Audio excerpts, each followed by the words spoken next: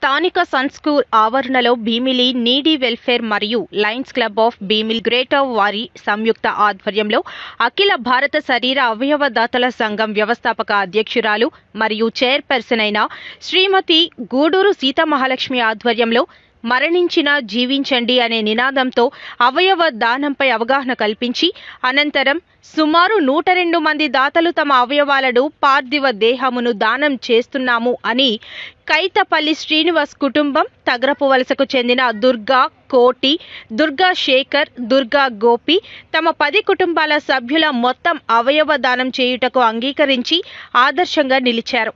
ఈ కార్యక్రమంలో BMW అధ్యక్షులైన కైతపల్లి శ్రీనివాస్, డాక్టర్ ఎన్ఎల్ రావు, వెంపాడ శ్రీనివాస్ రెడ్డి, శివదలాయి, ముసునూరి సూర్య శ్రీనివాస్, కాకర సురేష్, కాళ్ళ సన్యాసిరావు, అదేవిధంగా Lions Club of Bheemili Greater secretary CH Gowri Naidu, lawyer Venkatesh, Guggilla Raju, Chenna Venkatesh, Putta Venkatrao, కొత్త రామకృష్ణ, రామకోటి, కూరాకుల మురళి, మైలపల్లి షణ్ముఖరావు ఇతర స్వచ్ఛంద సంస్థల సభ్యులు పాల్గొని తమ అంగీకార పత్రాలను అందజేశారు. ఈ క్రమంలో Human Rights Council state secretary Shri M Shyam Prasad, Bheemili Telugu Desam party అధ్యక్షులు శ్రీ గంట నూకరాజు కార్యక్రమంలో పాల్గొని తమ మద్దతుని తెలుపుతూ విచ్చేసిన వారందరికీ హోటల్ బ్లిస్ మేనేజింగ్ డైరెక్టర్ శ్రీమతి లక్ష్మీ లావణ్య ఆధ్వర్యంలో అల్పాహారంను అందించారు. ఈవేళ మనం ఇక్కడ భీమిలి సన్ స్కూల్లో కైతపల్లి శ్రీనివాస్ గారి ఆధ్వర్యంలో జరుగుతున్న ఒక గొప్ప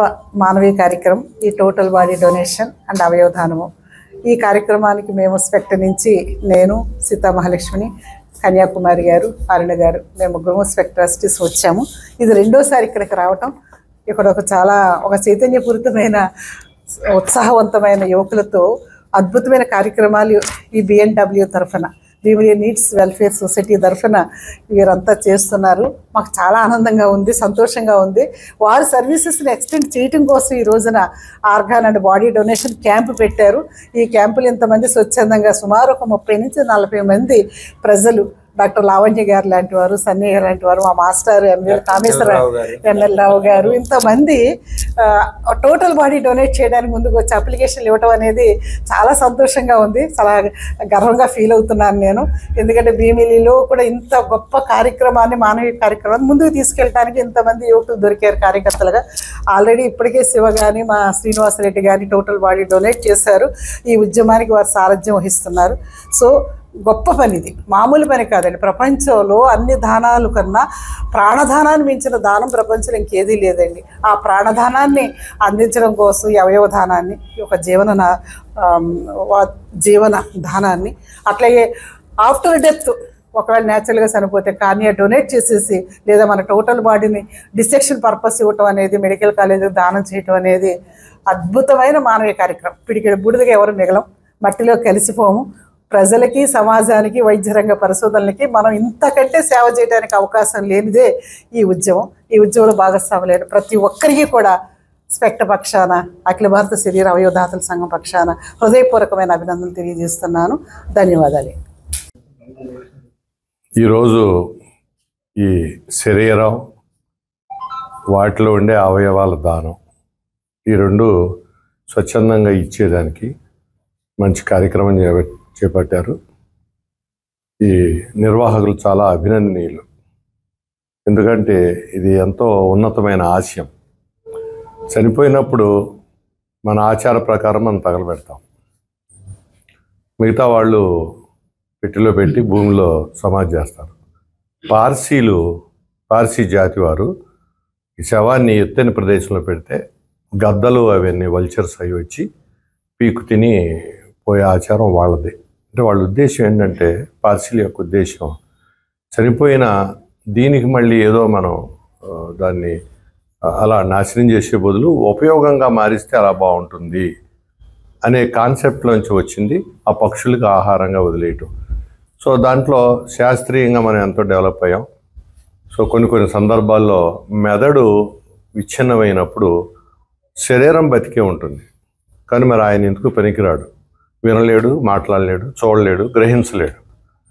సో అట్లాంటప్పుడు ట్రాన్స్ప్లాంటేషన్ అనే ప్రక్రియ మొదలైన కాడి నుంచి ఒక భాగం ఇతనులో నుంచి తీసి చెడిపోయిన ఇంకొక వ్యక్తిలోకి గనక ఆ ట్రాన్స్ప్లాంటేషన్ ఆ మార్పిడి చేయగలిగితే మళ్ళీ అతను సంపూర్ణమైన జీవితకాలాన్ని అనుభవించేటువంటి అవకాశం ఉంది.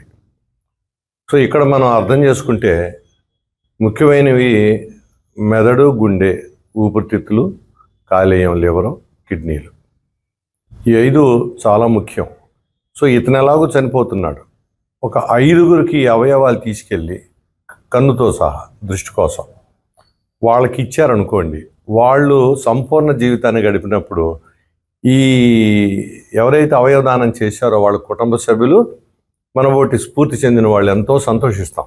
ఎందుకంటే ఈయన చనిపోలేదురా, 5గురిలో జీవిస్తున్నాడు అని. అలాంటి గొప్ప అవకాశాన్ని ఈరోజు నాకు నిర్వాహకులు ఇచ్చారు. నేను వారికి సదా రుణపడి ఉంటాను. I'm really thankful to all of you. Lions club వారు, B&W వారు నిజంగా గొప్ప సామాజిక సేవ చేస్తున్నారు. వాళ్ళు భవిష్యత్తులో చాలా వృద్ధిలోకి వెళ్ళాలని, ఆ సేవ ఇంకా పలు రకాలుగా ప్రజలకు అందాలని కోరుకుంటాను. Thank you so much. మరియు Lions Club of Bheemili Greater ఆధ్వర్యంలో జరుగుతున్న ఈ కార్యక్రమం మొట్టమొదటిసారిగా ఈ ప్రాంతానికి అవయవదానం గురించి ఒక అవేర్నెస్ని క్రియేట్ చేసి, ఈ అవేర్నెస్ ద్వారా భీమిలి పరిసర ప్రాంత ప్రజలందరికీ కూడా వీటి మీద చక్కటి అవగాహన కుదిరిస్తే మనము చనిపోయిన తర్వాత కూడా మనము 10 మందికి ఉపయోగపడగలము. బ్రతికున్నప్పుడు మనం ఉపయోగం ఎలాగైతే ఉండాలో చనిపోయిన తర్వాత కూడా మన దేహం ఆ విధంగా ఉపయోగపడగలిగితే అది 10 మందికి మంచి జరుగుతుందని ఆ ఉద్దేశాన్ని చాలా చక్కగా మనకి వివరించి అర్థమయ్యేటట్టు చెప్పిన డాక్టర్ ఎన్ఎల్ రావు గారికి చాలా అభినందన.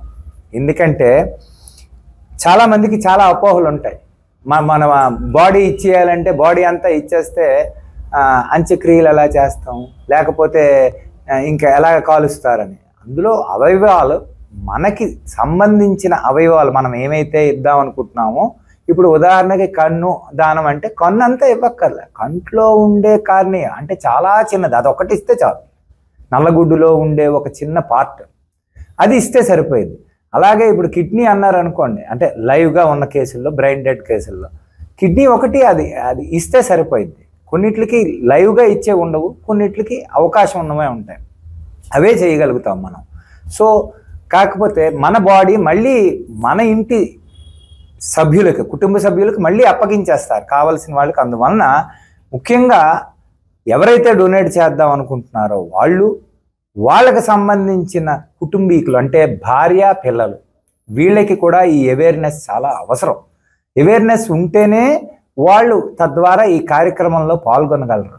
ఎందుకంటే మనం చనిపోయిన తర్వాత మనం దానం ఇవ్వడమే కాదు, మన పిల్లలు, మన భార్య తెలియజెప్పాల ఆ విషయాన్ని వాళ్ళకి. అప్పుడే వాళ్ళు అది ఇమ్మీడియట్గా తీసుకెళ్ళి ఇమ్మీడియట్గా మనం వాడగలం. అంతేగాని డిలేడ్గా జరిగితే కొన్ని కార్యక్రమాలు జరగవు, అవర్స్లో జరగాల. అది మళ్ళీ మామూలుగానే మన బాడీని మనకు మళ్ళీ అప్పచెప్పేస్తారు. కాబట్టి ఈ కార్యక్రమాన్ని చక్కగా నిర్వహించడానికి తన ముందు సహాయ సహకారాలు అందించిన పెద్దలందరికీ కూడా, అలాగే అవయవదానం చేస్తున్న దాతలందరికీ కూడా నా యొక్క కృతజ్ఞతలు తెలియజేస్తూ, ఈ సమావేశానికి ఇంత నిండుదనాన్ని తీసుకొచ్చిన డాక్టర్ ఎన్ఎల్ రావు గారికి సదా మన 2 సంస్థలు రుణపడి ఉంటాయని, ఈ వయసులో కూడా ఆయన వచ్చి దేహదానం చేయటమే కాకుండా చక్కటి బ్రీఫ్గా అందరికీ తెలియజేసిన ఈ సందర్భంగా మీ అందరికీ కూడా కృతజ్ఞతలు తెలియజేస్తున్నాను. Thank you very much. అందరికీ నమస్కారం.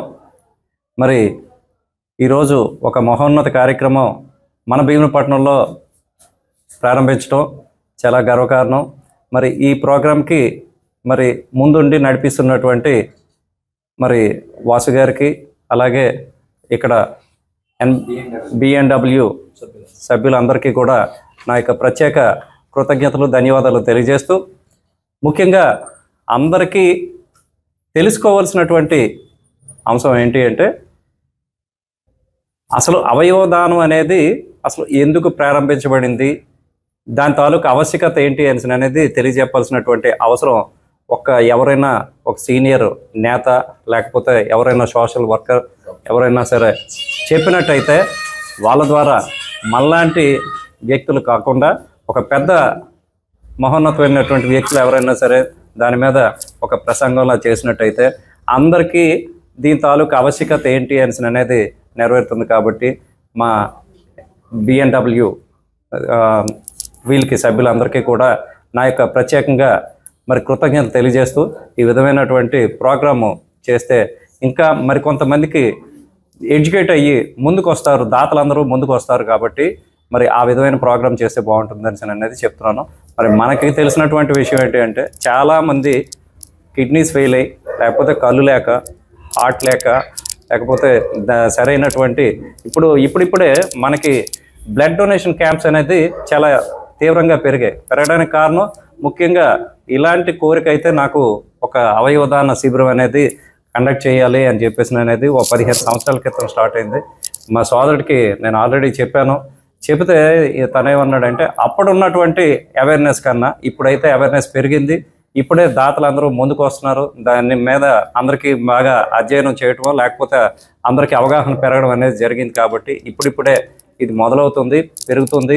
మన ప్రాంతంలో కూడా పెంచే కార్యక్రమానికి అయితే శ్రీకారం చుట్టినందుకు మరి ఈ B&W సభ్యులందరికీ కూడా మరొకసారి కృతజ్ఞతలు తెలియజేసుకుంటూ సెలవు తీసుకుంటాం.